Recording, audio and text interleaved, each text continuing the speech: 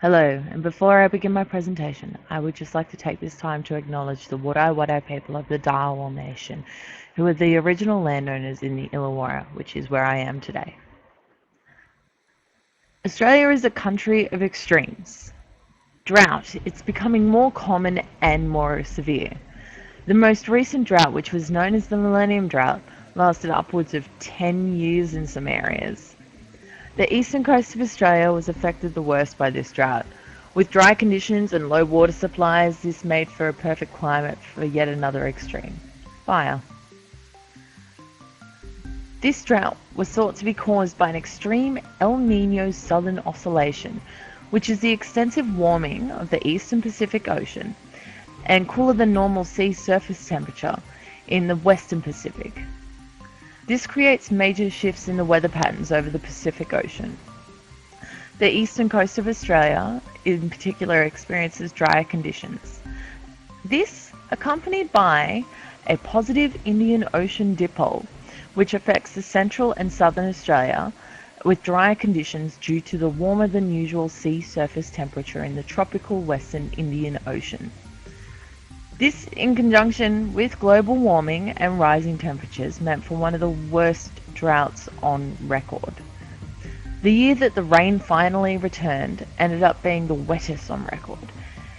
Yet a lot of that moisture that was dumped on the surface, it ran off instead of being absorbed.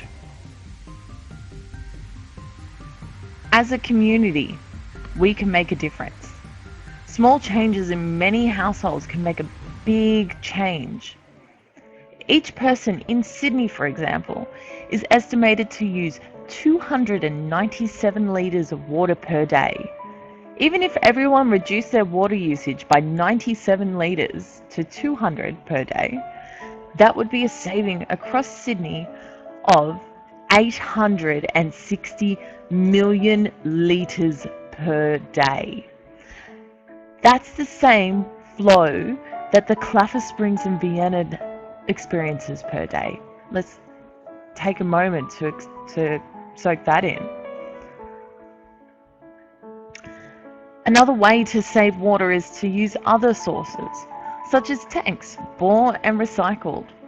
These can all be used for different purposes, and there are even government rebates for installing a water tank. And in my personal opinion, tank water tastes delicious. So global warming is also another big contributor to this issue. There are many ways we can reduce our carbon footprint. Government websites such as www.environment.gov.au, with all the / climate change emissions reductions funds, they show different ways that we can reduce our carbon footprint within industry and personal. But the simplest ways to start reducing carbon emissions is to buy a bike, ride when you can. If you don't live too far from work, walk. Don't get in the car. Instead of turning on the heater in winter, put on a jumper, put on some socks, put on a blanket, or snuggle up to that special someone. One last suggestion I will make is to turn down your hot water system temperature. This prevents the water from heating up unnecessarily. You don't need to make major changes in your lifestyle to help save the environment a little bit. Small changes by many people builds up.